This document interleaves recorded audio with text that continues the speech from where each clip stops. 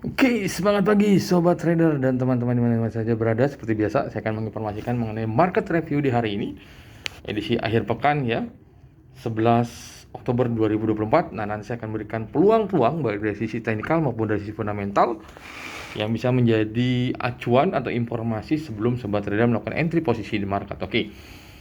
Yang pertama, saya selalu menyoroti kondisi dari mata uang Amerika atau dolar Amerika atau istilah lainnya adalah greenback. Oke.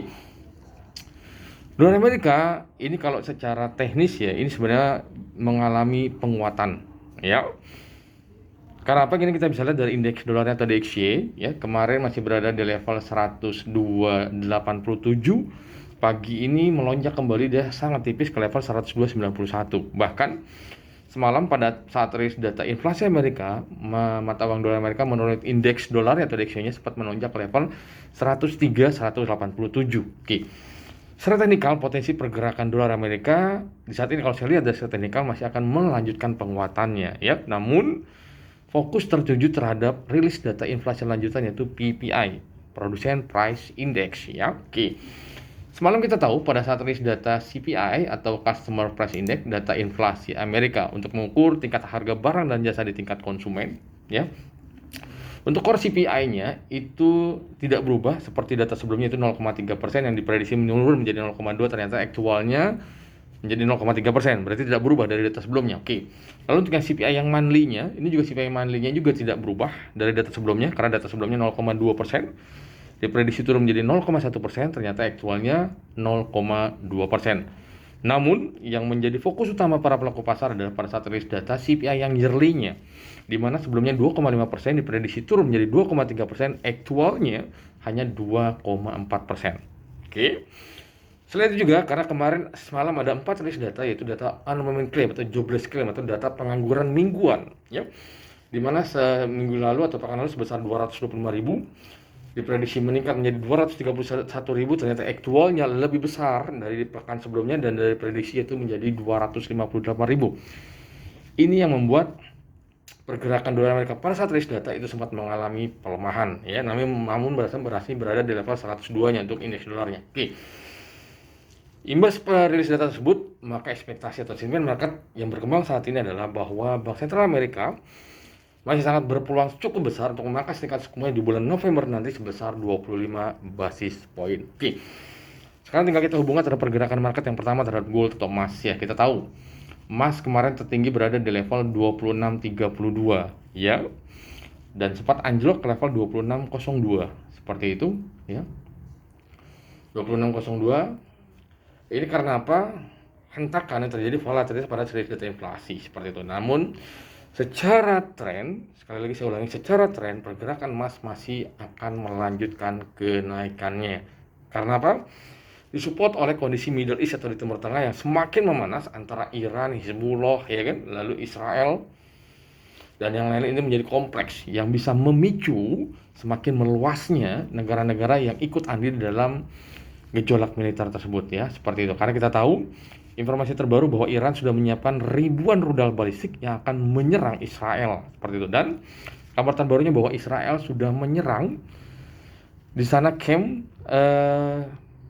penjaga perdamaian ya, di mana salah satunya ada tentara Indonesia di sana yang menurut informasi dua mengalami tewas atau korban, jadi korban seperti ini. Menjadi sangat kompleks dan ini bisa memicu semakin meluasnya perang. Nah, kita tahu kalau perang semakin meluas dan bisa memicu perang dunia ketiga, maka emas menjadi salah satu pilihan aset safe haven yang sangat diprimadonnakan. Oke. Serta ini kalau saya lihat untuk pergerakan harga gold ya di hari ini, dia akan mencoba ke level 26.50 ya. Jika level 26.50 berhasil ditembus, akan menuju ke level 2.665 dan level 2.685, ini all time high-nya ya. Dan kalau saya lihat untuk di hari ini potensi mendekati all time high semakin besar. Oke. Lalu kalau penurunannya bagaimana? Kalau penurunannya kalau saya lihat dia akan mencoba ke level 26.20 dan level 26.15 ya. Dan ingat strong supportnya yang kemarin 26.05 dan 26.02 itu berada di range support dan resistennya. Namun saya informasikan bahwa tren pergerakan harga emas masih melanjutkan kenaikannya. Oke, itu pergerakan harga gold.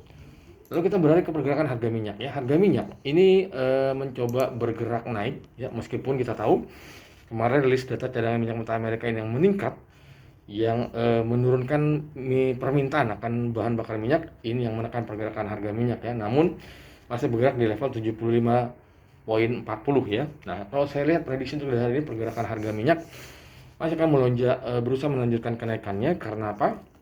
Gejolak militer yang tadi saya katakan di Middle East ini yang mengkhawatirkan terjadinya terlambatnya pasokan ya, dan terjadi yang namanya permintaan pasti akan meningkat kalau terjadi perang ya, karena semua bahan bakar global pasti akan dibutuhkan oleh peralatan perang-perang mereka.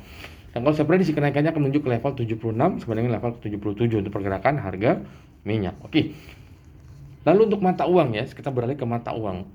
Untuk major rate euro, pound sterling, Aussie serta yen ya. Kalau saya perhatikan euro di time frame daily ya sudah terbentuk yang namanya bearish candle, tapi belum terkonfirmasi secara utuh ya. Imbas tekanan dolar Amerika semakin strong atau menguat membuat euro melemah, tapi pelemahannya masih berada di range yang terbatas. Kalau kita lihat saat ini pergerakan harga euro ya, euro USD masih berada 1.009.300 ya. Dia akan mencoba menuju ke level 1.1 maksud saya ya. Namun ini merupakan kunci, apabila level resisten ini tidak berhasil ditembus maka akan kembali turun menuju ke level 1.0900 sampai dengan 0.89500 itu untuk pergerakan harga euro. Lalu kalau untuk pergerakan pound sterling, ingat pound sterling nanti siang tepat di jam 1 akan ada list data GDP ya.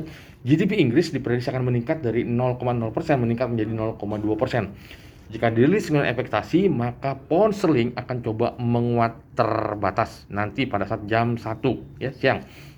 Oke. Kalau kita lihat lens pergerakan dari pound sterling GBP USD ya, kalau kita lihat ini masih cenderung sideways konsolidasi, dan saya lihat di level 1.300 sampai dengan 1.300 ya.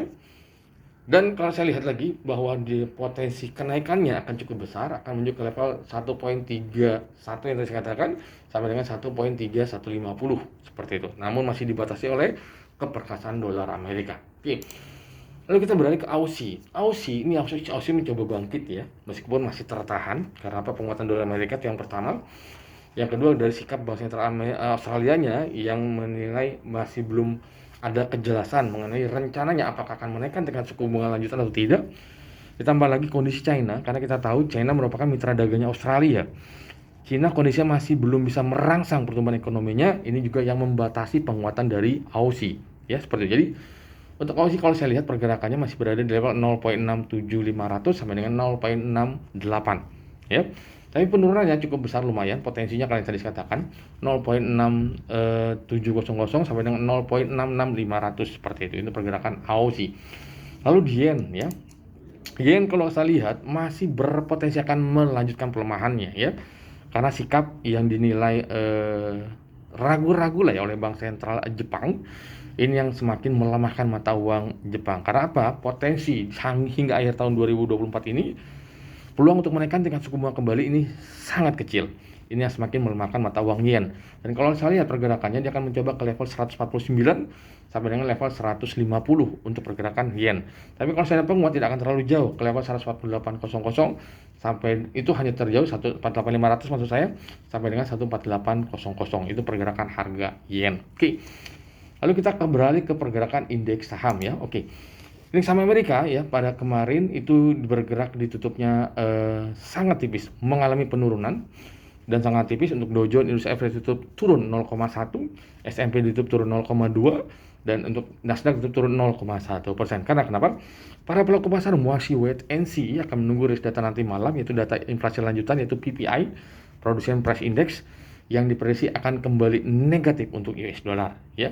Namun kita lihat kemarin aja diprediksi negatif, ternyata anomali atau terjadi seperti itu. Oke, intinya. Lalu kita hubungkan terhadap pergerakan indeks saham Asia, Nikkei dan Hang Seng. Hang Seng kalau saya melihat ini masih berpeluang akan terjadi adanya aksi profit taking setelah menyentuh level 23.000 ya.